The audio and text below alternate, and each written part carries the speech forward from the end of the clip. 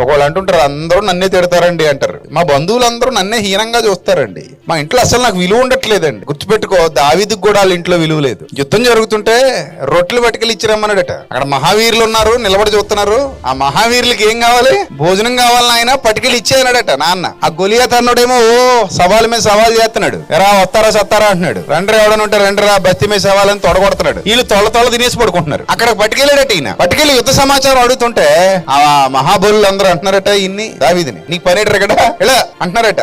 ఎవరైతే అవతలవో అన్నారో వాళ్ళందరికీ దిక్కైపోయాడు. చివరికి ఎవరైతే పోరా బడివో మా భోజనం ఇచ్చేసి గెట్ అవుట్ అన్నారో వాళ్ళందరికీ తలలో మాణిక్యంలా కూర్చున్నాడు. నిజమే, దేవుడు ఒకవేళ నిన్ను ఎన్నుకుంటే, దేవుడు నిన్ను హెచ్చించడం మొదలు పెడితే నీ ఆశీర్వాదాన్ని ఎవ్వడూ ఆపలేడు.